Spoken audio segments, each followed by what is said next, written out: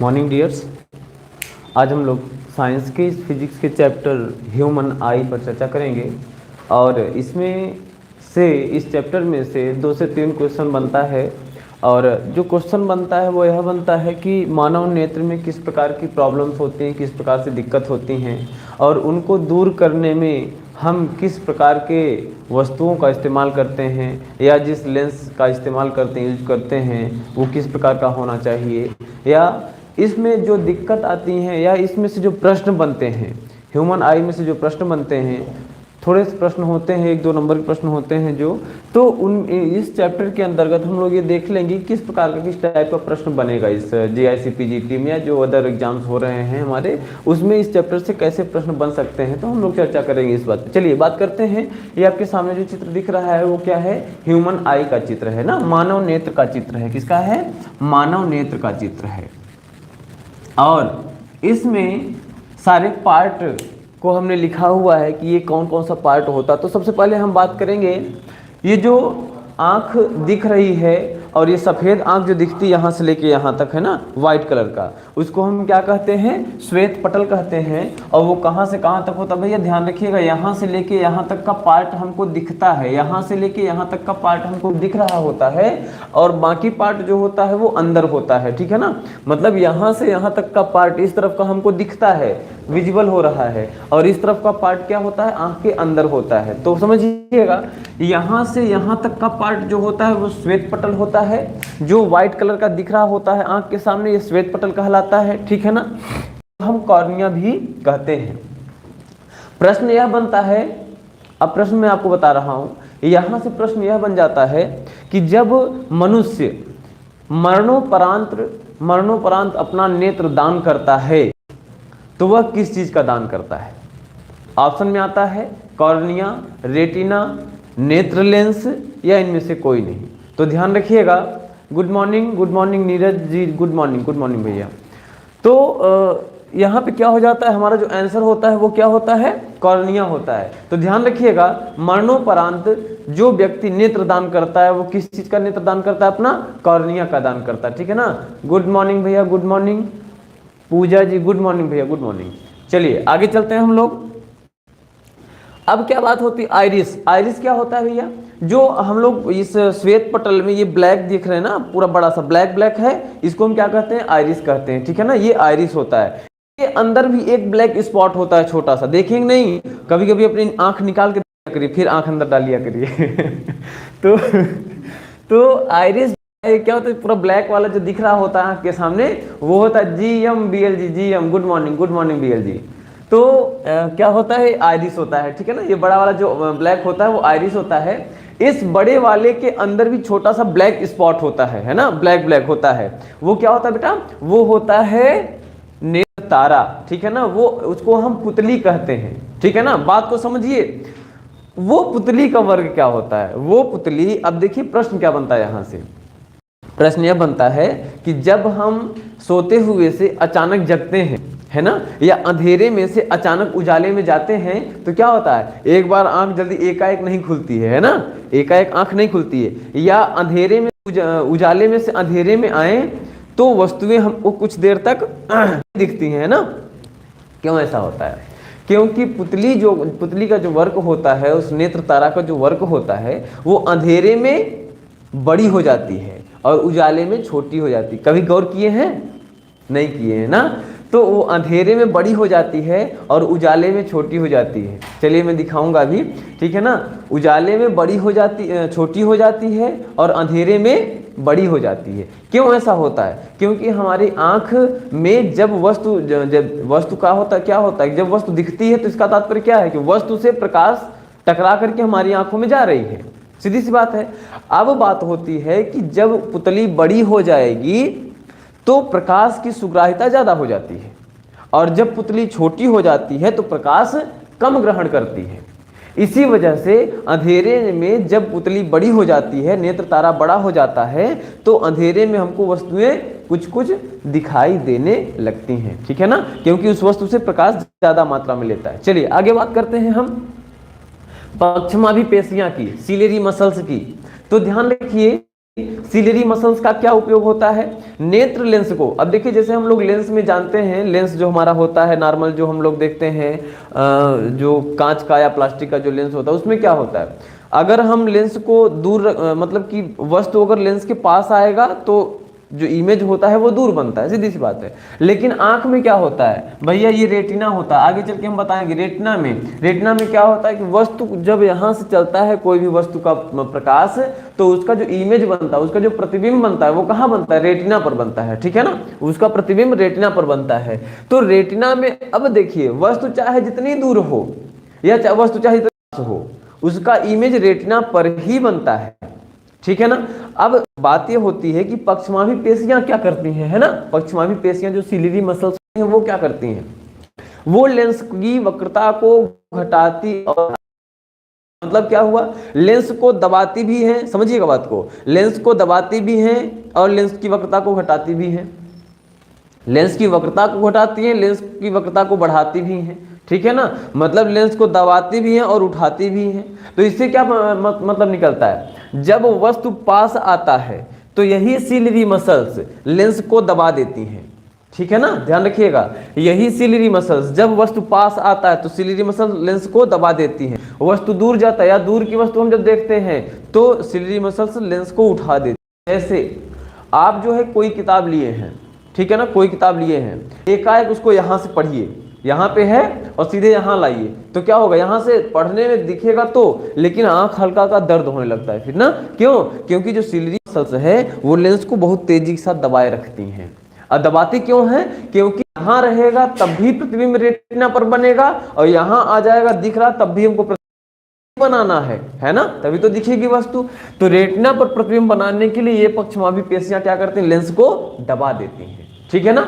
चलिए, और आगे चल के जब हम लोग डिसीज पढ़ेंगे तो यही प्रॉब्लम होती है, जब पक्षमाभी पेशियों में दिक्कत आती है तब हमको डिसीज होती है आंखों में, और तभी लोगों के क्या होता है, चश्मा उस्मा लगाने लगते हैं। तो चलिए बात करते हैं आगे हम, पक्षमाभी पेशियों की दृढ़ पटल क्या होता है, स्क्लेरोटिक क्या होता है, दृढ़ पटल। दृढ़ पटल का मतलब होता है आंख जो ऊपरी परत होता है, ऊपरी आवरण होता है, वो बहुत कठोर होता है, दृढ़ होता है, इसीलिए इसको हम दृढ़ पटल कहते हैं, स्क्लेरोटिक कहते हैं। अगला है रक्तक पटल, यहां से क्वेश्चन बनता है, ठीक है ना। प्रश्न यह है भैया कि रक्तक पटल का रंग कैसा होता है, कोरोइड का रंग कैसा होता है, बताइए भैया आप लोग जो भी ऑनलाइन है, कितने लोग हैं, 4 लोग दिख रहे हैं तो हाँ आप लोग बताइए, ऑफलाइन और ऑनलाइन दोनों लोग बताइए, स्क्लेरोटिक का कलर कोरोइड का कलर कैसा होता है, रक्तक पटल का रंग कैसा होता है। ऑप्शन में है, पहला ऑप्शन है लाल, दूसरा ऑप्शन है काला मतलब ब्लैक, रेड एंड ब्लैक, यहां पर रेड है, ये है ब्लैक, तीसरा ऑप्शन है व्हाइट सफेद, और चौथा ऑप्शन है नन ऑफ ईच। बताइए, यहां से प्रश्न होता है और ये प्रश्न आया हुआ प्रश्न मैं पूछ रहा हूं, रक्तक पटल का रंग कैसा होता है। पहला लाल, रेड होगा Neeraj ji, black BL red बोल रहे हैं BL जी, और नीरज भैया बोल रहे हैं कि ब्लैक होगा। भैया तुक्का उक्का ना लगाइएगा, ठीक है ना, सही सही बताइएगा, ठीक है। चलिए, और लोग कुछ बता ही नहीं रहे। चलिए बात करते हैं, तो बहुत लोग इसमें कंफ्यूज हो जाते हैं, क्योंकि रक्तक पटल है, ज्योति मौर्य जी रेड बता रही हैं। चलिए बात करते हैं अभी हम, तो इसमें क्या है BL जी, भैया स्पेलिंग पे ध्यान दीजिए आप। चलिए बात करते हैं हम, तो रक्तक पटल जो होता है, रक्तक पटल में हम देखते हैं कि नाम जो है, इसका नाम रक्त है ना, रक्त का मतलब लाल है ना, और लोग इसी से अंदाजा लगा लेते हैं कोरोइड है, रक्तक पटल है, लाल ही होगा, रक्त का मतलब ब्लड होता है और ब्लड का सेंस लाल से होता है, इसलिए बहुत लोग सीधे बिना अरे रक्तक पटल यार लाल होगा और क्या है ना। कोई पूछा यार तुम लगाए हो, लाल लगाए हो क्या, और क्या रक्तक पटल है तो लाल ही होगा, उसमें क्या है, खोज लो चाहे, और जब खोजे तो पता लगा दूसरा निकल आया। तो ध्यान रखिएगा भैया कि रक्तक पटल जो होता है उसका रंग काला होता है, ठीक है ना, ब्लैक होता है। वो वर्ग क्या होता है समझिएगा, इसका वर्ग क्या होता है, इसका कलर जो है काला क्यों होता है? इसका रंग काला इसलिए होता है कि इसके कार्य पर डिपेंड करता है, इसीलिए मैंने यहाँ इसको काले से बनाया है, ठीक है ना। तो ध्यान रखिएगा, जो रक्तक पटल होता है, जो कोरोइड होता है, उसका रंग ब्लैक इसलिए होता है। अब देखिए एक तर्क हम बता रहे हैं, एक तर्क यहाँ पे हम निकाल रहे हैं। जैसे मान लीजिए प्रकाश जो होता है, प्रकाश जब किसी वस्तु से टकराता है तो वापस भी तो होता है ना, सीधी सी बात है ना, कि प्रकाश अगर किसी वस्तु से टकराएगा तो वापस भी जाएगा। चलिए यहां से प्रकाश जब जाता है अंदर तो रेटिना में पड़ता है ना। चलिए अपने आवश्यकता अनुसार रेटिना ने ले लिया, है ना, इमेज अपना बना लिया। बाकी जो प्रकाश है तो यहां से जब टकराएगा तो क्या होगा? वापस जाएगा क्या? वापस जब जाएगा तो बिल्लियों की तरह आंखें चमकीली दिखाई देंगी, ठीक है ना। और हम जानते हैं कि ह्यूमन आई जो होती है, मानव की जो आंख होती है, चमकीली दिखाई नहीं देती है। बताइए चमकीली दिखाई देती है क्या? टॉर्च लगाएंगे चमकेगी क्या? नहीं, चमकती नहीं है ना। तो इसका तात्पर्य यह होता है कि यह जो कोरोइड होता है, ठीक है ना, ब्लैक रंग जो होता है सभी रंगों का अवशोषक होता है ना। काला कलर जो होता है, काला, वो सभी रंगों को अवशोषित कर लेता है, ठीक है ना। तो ये जो कोरोइड होता है, रक्तक पटल जो होता है, यह जो अनावश्यक प्रकाश की किरणें हैं उनको क्या करेगा? अवशोषित कर लेगा, ठीक है ना। यही इसका कार्य होता है। तो एकदम टू दी पॉइंट में बता रहा हूं आप लोगों को कि रक्तक पटल का रंग काला होता है और इसका कार्य होता है प्रकाश को अवशोषित करना। चलिए आगे हम लोग रेटिना में। रेटिना जो होता है ये सबसे महत्वपूर्ण अंग होता है ह्यूमन आई का, क्योंकि रेटिना अगर खराब तो समझ लीजिए सब खराब। इसलिए कि जो प्रतिबिंब बनता है वो रेटिना पर ही बनता है। प्रश्न यहां से क्या बनता है? प्रश्न यहां से यह बनता है कि रेटिना पर बना प्रतिबिंब कैसा होता है? पहला को इसमें ऑप्शन है, पहला ऑप्शन ये है उल्टा एवं वास्तविक। दूसरा ऑप्शन सीधा एवं आभासी। तीसरा ऑप्शन सीधा एवं वास्तविक। चौथा ऑप्शन उल्टा एवं आभासी। बताइए रेटिना पर बना प्रतिबिंब कैसा होता है? नीरज कुमार जी बता रहे हैं पहला नंबर उल्टा एवं वास्तविक। बीएल जी बता रहे हैं उल्टा एवं वास्तविक। अच्छा भैया, चलिए तो बात ये होती है, ज्योति मौर्य जी बता रहे हैं चौथा नंबर उल्टा एवं आभासी। चलिए हम ध्यान रखिएगा, जो रेटिना है ना वो उल्टा और वास्तविक प्रतिबिंब होता है, ठीक है ना। नीरज ये बताइए कहीं से आप खोज के बता रहे हैं क्या? चलिए तो रेटिना पर बना प्रतिबिंब जो होता है वो उल्टा एवं वास्तविक होता है। आगे जाकर के वह जब यहाँ तंत्रिकाओं की सहायता से मानव मस्तिष्क पर पहुंचता है तो फिर से यह उल्टा हो जाता है, मतलब उल्टा का उल्टा क्या? सीधा हो जाता है ना। सीधा और वास्तविक को अनुभव करते हैं। तो रेटिना पर जो प्रतिबिंब बनता है वो ध्यान रखिएगा वो कैसा होता है? उल्टा एवं वास्तविक प्रतिबिंब होता है। चलिए बात करते हैं अब पीत बिंदु में। तो ध्यान रखिएगा पीत बिंदु जो होता है रेटिना में होता है, और पीत बिंदु जो होता है उस पर बना प्रतिबिंब भाई रेटिना में ही है। पीत बिंदु में बना प्रतिबिंब, जो प्रतिबिंब पीत बिंदु पर बनता है वह सुस्पष्ट प्रतिबिंब होता है, सबसे स्पष्ट प्रतिबिंब बनता है, ठीक है ना। अगला हेडिंग है अंध बिंदु। तो अंध बिंदु जो होता है, अंध बिंदु पर प्रतिबिंब बनने से मानव को कुछ दिखाई नहीं देगा, ठीक है ना, वो अंधा हो जाता है फिर, ठीक है। जब प्रतिबिंब अंध बिंदु पर बनने लगता है तो नाम से स्पष्ट है अंध बिंदु, है ना, ब्लाइंड स्पॉट, यहां से आदमी अंधा हो जाता है। चलिए बात करते हैं ये केस तंत्रिका है, इसी की सहायता से मानव मस्तिष्क पे हमारी जो संवेदनाएं होती पहुंचती हैं आंख के द्वारा। चलिए अगला है कांचाभ द्रव। इसका जो अपवर्तनांक होता है वो 3 पॉइंट समथिंग होता है। तो इससे कोई मतलब नहीं, ये आंख में होता है। आंख को जो जैसे जो आंसू वगैरह बनता है, आंसू है ना, जो आंसू गिरता है आंख में वो यही द्रव होता है, एक्वस ह्यूमर, ठीक है ना, कांचाभ द्रव होता है, ठीक है ना, जो आंसू बनता है। तो अगला ये देखिए ये विट्रस ह्यूमर यहाँ पे है ना, विट्रस ह्यूमर यहाँ पे है। तो इसका मतलब जानते हैं क्या होता है? ये आंख को नमी बनाने में सहायता देता है, ठीक है ना। जैसे आंख हम लोग आंख पलक झपकाते हैं, ऐसे करते हैं, पलक झपकाते हैं तो नमी बनी रहती है ना आंख में। तो ये वाला जो सोल्यूशन यहाँ भरा होता है वो आंखों को नमी प्रदान करता है, ठीक है ना। यहाँ जो सोल्यूशन भरा होता है लिक्विड है, यहाँ जो सोल्यूशन होता है वो क्या होता है? आंसू। चलिए, तो यहां से सारी चीज लेंस, लेंस जो होता है इसका होता है, बाइफोकल कहने का मतलब बाइफोकल कॉन्वेक्स लेंस होता है। द्विफोकसी, या हाँ ऐसे कह सकते हैं द्विफोकसी उत्तल लेंस होता है। द्विफोकसी कहने का तात्पर्य क्या हुआ?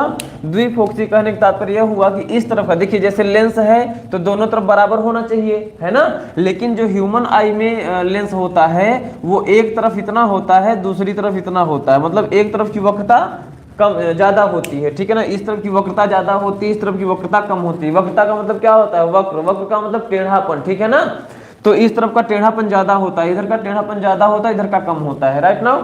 तो ये द्विफोकसी उत्तल लेंस होता है, ठीक है ना।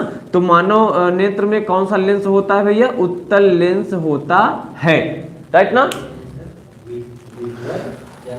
विट्रस ह्यूमर, ठीक है ना। चलिए, तो अब यहां से ये तो हुआ मानव नेत्र, ठीक है ना। अब हम लोग चलते हैं, यहां से एक दो क्वेश्चन जो बना मैंने बता दिया।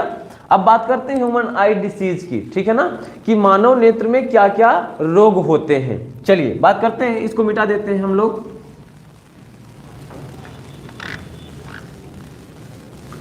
मेहनत से चित्र बनाते हैं यार, लगता है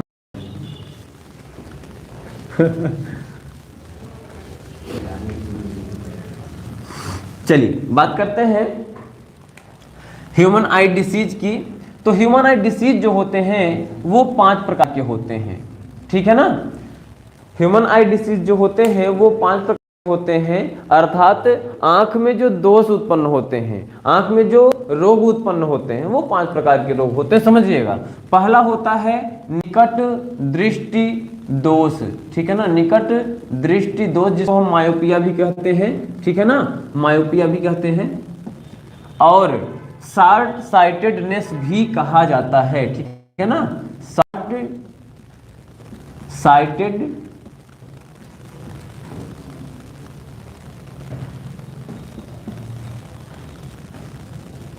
नेस भी कहा जाता है, ठीक है ना। और उसके बाद दूसरा होता है दूर दृष्टि दोष, जिसको हम हाइपरमेट्रोपिया भी कहते हैं, और लॉन्ग साइटेडनेस भी कहते हैं। तीसरा होता है जरा दृष्टि दोष, जिसको हम प्रेस बायोपिया भी कहते हैं। राइटिंग पे मत जाइएगा। चलिए अगला होता है, जहां से क्वेश्चन आता है हमारा, अगला होता है वर्णांधता,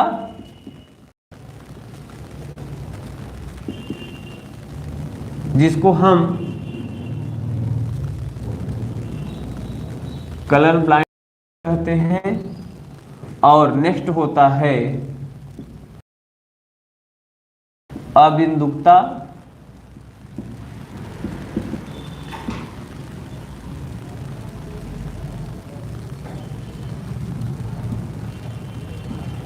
ठीक है ना।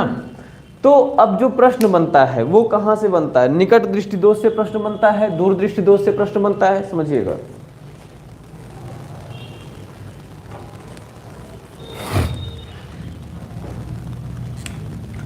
तो जो प्रश्न बनता है वो कहां से बनता है? अबिंदुकता से जो प्रश्न होता है वो नथिंग के बराबर बनता है, ठीक है ना। तो अबिंदुकता को जाने या न जाने कोई मतलब का नहीं होता है, यहां से प्रश्न बनता ही नहीं है। जो हमारा मेन प्रश्न बनता है वो कहां से बनता है? निकट दृष्टि दोष से बनता है, वर्णांधता से बनता है, और कभी कभी दूर दृष्टि दोष से भी बनता है, ठीक है ना। तो इसको समझिएगा जो मेन है। निकट दृष्टि दोष का मतलब क्या होता है? ध्यान रखिएगा, जैसा नाम है उसका जस्ट अपोजिट होता है, उल्टा होता है, ठीक है ना। निकट दृष्टि दोष, अगर हम ऐसे इसका शाब्दिक अर्थ देखें तो क्या हो जाता है? निकट की दृष्टि में दोष, लेकिन ऐसा नहीं होता है। ध्यान रखिएगा, निकट दृष्टि दोष में जो शॉर्ट साइटेडनेस होता है, मायोपिया जो होता है, में होता है कि निकट की वस्तु हमको स्पष्ट दिखती है, ठीक है ना, नजदीक की वस्तु हमको दिखती है, दूर की वस्तु हमको नहीं दिखती, ठीक है ना। निकट दृष्टि दोष में जैसे मान लीजिए प्रश्न आ गया, अब यहां प्रश्न क्या बनता है? एक व्यक्ति को 2 मीटर की दूरी के बाद की वस्तु स्पष्ट नहीं दिखती। ध्यान रखिएगा, एक व्यक्ति को 2 मीटर के बाद की दूरी की वस्तु नहीं दिखती है, उसको कौन सा दोष है? तो उसको कौन सा हो जाएगा, निकट दृष्टि दोष हो जाएगा। ठीक है ना, क्यों, क्योंकि 2 मीटर तक दिख रहा है, एक निश्चित बिंदु के बाद की वस्तु नहीं दिख रही है ना, अर्थात उसका दूर बिंदु जो है वो गड़बड़ है। ध्यान रखिएगा, मनुष्य का जो ह्यूमन आई का निकट बिंदु होता है वो कितना होता है, 25 सेंटीमीटर होता है, और जो दूर बिंदु होता है वो कितना होता है, अनंत होता है। ठीक है ना, इनफाइनाइट होता है। ठीक है, तो निकट दृष्टि दोष में जो दूर बिंदु होता है वो गड़बड़ हो जाएगा। ठीक है ना, अर्थात एक निश्चित दूरी के बाद की वस्तु दिखाई नहीं देगी। तो प्रश्न यहां जैसा बना हमने बता दिया। यह प्रश्न ऐसे भी आता है कि एक मनुष्य का दूर बिंदु 2 मीटर हो गया है। ठीक है ना, ध्यान रखिएगा, ऐसे ही प्रश्न आएगा, एक मनुष्य का दूर बिंदु 2 मीटर है, उसको कौन, अब पता चला, हाँ अच्छा दूर बिंदु, हाँ ठीक है, दूरदृष्टि दोष होगा, है ना, गड़बड़ी हो जाती है। ठीक है ना, तो प्रश्न क्या आएगा आज आ रहा है इसमें कि मनुष्य के आंख का दूर बिंदु 2 मीटर हो गया है। इसका मतलब क्या होता है, अनंत नहीं है, अब केवल 2 मीटर तक दिखाई दे रहा है, उसके बाद नहीं दिखाई दे रहा, अनंत तक उसको दिखाई नहीं दे रहा है ना। तो 2 मीटर के बाद नहीं दिखाई दे रहा, अर्थात एक निश्चित बिंदु के बाद की वस्तु दिखाई नहीं दे रही है, इसलिए उसको क्या हो जाएगा, निकट दृष्टि दोष हो जाएगा, मायोपिया हो जाएगा, शॉर्ट साइटेडनेस हो जाएगा। ठीक है ना, और इसका जो उपचार होता है, ठीक है ना, इसका जो उपचार होता है वो होता है, निकट दृष्टि दोष का उपचार जो होता है वो होता है अवतल, उचित फोकस दूरी का अवतल लेंस, उचित फोकस दूरी का अवतल लेंस, है ना, उचित फोकस दूरी का अवतल लेंस किया जाता है। और सबसे बड़ी बात कि जो मायोपिया होता है, ठीक है ना, तो वो कितने से कितने एज के बच्चों को हो सकता है या आदमियों को होता है, ध्यान रखिएगा। वो जो छोटे में से या 5 से 10 साल जो भी बच्चों का स्टार्ट हो जाता है, तो यूं समझ लीजिए कि 5 साल से लेकर के 25 से 30 साल के बीच की आयु में जो होता है दृष्टि दोष, उसको हम निकट दृष्टि दोष कहते हैं। ध्यान रखिएगा, ये 5 से लेकर के 25 से 30 वर्ष तक आदमियों में हो सकता है। ठीक है ना, उसके बाद जब होता है तो वो दूर दृष्टि दोष हो जाता है। बात समझिएगा, जब आदमी धीरे धीरे वृद्धावस्था को प्राप्त होगा, है ना, तो उसको क्या हो जाएगा, दूर दृष्टि दोष होता है। फिर और ज्यादा जब वृद्धावस्था में आ जाएगा तो उसको जरा दृष्टि दोष हो जाता है, और जब जरा दृष्टि दोष हो जाता है तो वो ये वाला चश्मा ऐसे जिसमें रहता है ना, देखे होंगे, है ना, तो यहाँ भी रहता है, यहाँ भी रहता है। तो जो किताब पढ़ता तो ऐसे पढ़ता है ना, ऐसे करके पढ़ते हैं ना किताब, तो ऐसे चश्मा यहाँ ऐसे लगा, अब देखेंगे तो ऐसे चश्मा के ऊपर से, हाँ तो ठीक है ना, तो चश्मा के ऊपर से देखते हैं। तो चलिए बात करते हैं तो यहाँ पे क्या हो गया, उपचार भी हो गया इसका, कितने से कितने साल तक होता है ये भी हो गया, है ना। बात करते हैं अब दूरदृष्टि दोष का। ठीक है ना, इसको मिटा देते हैं। दूर दृष्टि दोष में होता क्या है कि जैसा नाम उसमें बताया मैंने होता वैसे उसी प्रकार से इसमें भी उल्टा ही होता है। मतलब क्या हुआ कि दूर दृष्टि दोष में दूर की वस्तु अच्छे से दिखाई देगी और पास की वस्तु अच्छे से दिखाई नहीं देती है। ठीक है ना, दूर दृष्टि दोष में दूर की वस्तु बढ़िया दिखाई देगी, ठीक है ना, कोई दूर थोड़ा दूर रहिए दिखाई दे रहा है, दूर रखिए दिखाई देगा, है ना, पास में लाएंगे नजदीक का दिखने फिर वो लोग ऐसे देखते हैं, है ना, ऐसे करके देखते हैं ना, तो वो दूर दृष्टि दोष वाले हो जाते हैं। चलिए समझिएगा, दूर दृष्टि दोष में हमने क्या बताया कि एक निश्चित बिंदु के बाद की वस्तुएं स्पष्ट दिखाई देती हैं, उस निश्चित बिंदु के पहले के ऑब्जेक्ट दिखाई नहीं देते हैं। इसका तात्पर्य क्या निकलता है, पॉइंट समझिएगा, फैक्ट समझिए। दूर दृष्टि दोष निकट बिंदु गड़बड़ हो जाता है, निकट बिंदु खराब हो जाता है, निकट बिंदु जो है वो 25 सेंटीमीटर से दूर हो जाता है। ये सब फैक्ट बता रहा हूं आपको, ठीक है ना। निकट बिंदु जो होता है, देखिए हमने क्या बताया, एक निश्चित बिंदु के बाद की वस्तु दिखाई देगी, एक निश्चित बिंदु के पहले की वस्तु दिखाई नहीं देगी। अब वो निश्चित बिंदु क्या हो सकता है, हमने मान लिया 100 मीटर के बाद की वस्तु दिखाई दे रही है, 100 मीटर के पहले की वस्तु दिखाई स्पष्ट दिखाई नहीं दे रही है। तो इसका मतलब क्या हुआ, जो 25 सेंटीमीटर स्पष्ट दिखाई देता था वो न दे करके अब उसको स्पष्ट 100 मीटर दिखाई देने लगा है। 25 सेंटीमीटर जो दिखाई देता था वो यहाँ न दिखाई दे करके यहाँ भी दिखाई देने लगा है। बोलिए भैया, है ना। तो यहाँ पे क्या हो जाएगा, तो ये इसका निकट बिंदु जो है वो खराब होकर के यहाँ 100 मीटर में आ गया है। मतलब दूर दृष्टि दोष में एक निश्चित बिंदु के बाद की वस्तु दिखाई देती है, उस निश्चित बिंदु से पहले की वस्तु दिखाई नहीं देती है। इसका निकट बिंदु खराब होता है, दूर बिंदु हमेशा इनफाइनाइट बना रहता है। ठीक है ना। चलिए, दूर दृष्टि दोष का उपचार क्या होता है? उचित फोकस दूरी का उत्तल लेंस लगा करके इसका उपचार किया जाता है। ठीक है ना। उचित फोकस दूरी का उत्तल लेंस लगा करके इसका उपचार किया जाता है। और यह जनरली 30 साल से लेकर के 45-50 साल के बीच जो होता है वह दूर दृष्टि दोष होता है। चलिए, अब हम आगे बात करेंगे जरा दृष्टि दोष की। फिर धीरे धीरे आदमी क्या होता है, पढ़ते पढ़ते यहीं रहते हुए हॉस्टल वगैरह में धीरे धीरे वृद्ध होने लगता है ना, बुढ़ा होने लगता है। अब उसको ऐसे चश्मे की जरूरत है जो कि उसको नजदीक भी दिखाए और दूर भी दिखाए, है ना। तो उसमें क्या होता है, जो जरा दृष्टि दोष होती है उसमें न तो दूर का दिखता साफ साफ और न ही साफ साफ पास का दिखता है। ठीक है ना। तो ऐसे कंडीशन में उसको गांधी वाला चश्मा जो उस प्रकार से हमने अभी भी बताया, ठीक है ना, तो उस प्रकार से चश्मे का यूज उसको होने लगता है ना। ये वाला चश्मा जब उसको यूज होगा, अब देखिए इसमें क्या होगा, इसमें जो है दोनों प्रकार के लेंस हैं ना, दोनों प्रकार के लेंस हैं। ठीक है। मतलब एक यहाँ पे जो होता है यूज वो अवतल लेंस यूज होता है। ठीक है ना, वो अवतल लेंस यूज होता है। ठीक है। और यहाँ पर जो होता है वो उत्तल लेंस यूज होता है। क्यों भैया? यहाँ पे अवतल लेंस उसको दूर की वस्तुओं को देखने के लिए, है ना, ऐसे लगाएगा दूर से देखेगा। ठीक है।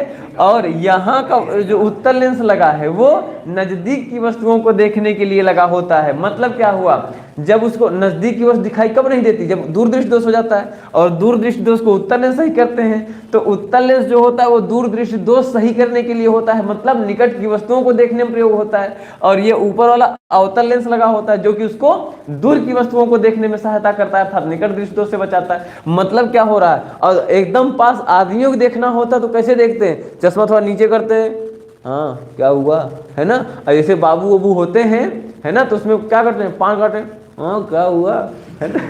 तो इस प्रकार से काम होता है। चलिए समझिएगा। हाँ, वो स्वच्छ भारत अभियान का है। नीरज जी क्या बोल रहे हैं, गांधी जी का चश्मा। चलिए ठीक है, ठीक है, जो छोटा बड़ा हो गया थोड़ा सा। चलिए आगे बात करते हैं हम लोग।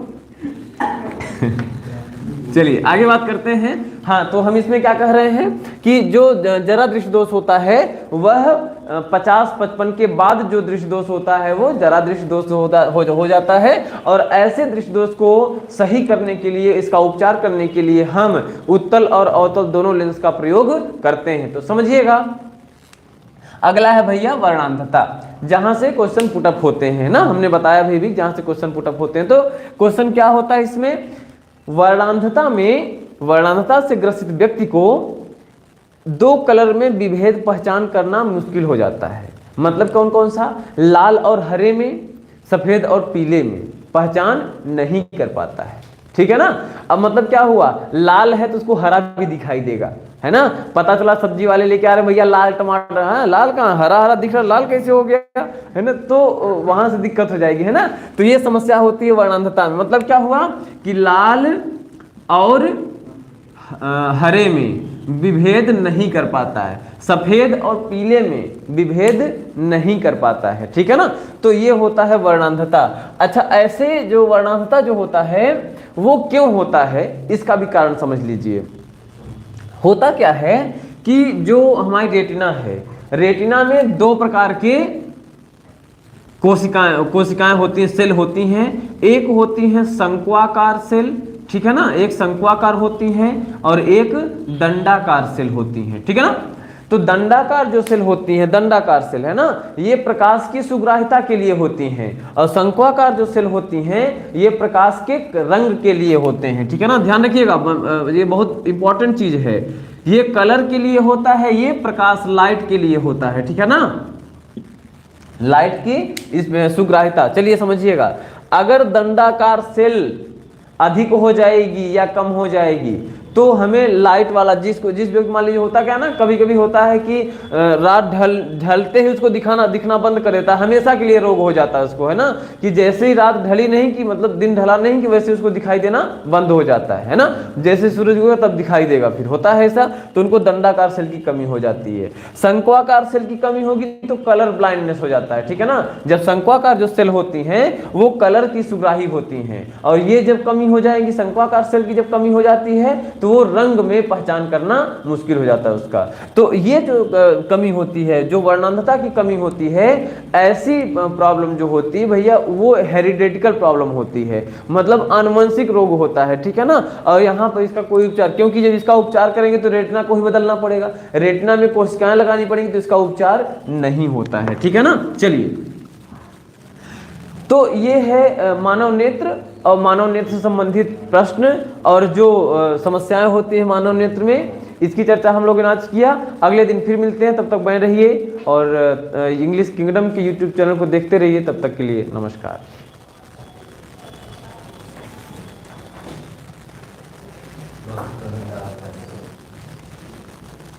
इंग्लिश किंगडम का नाम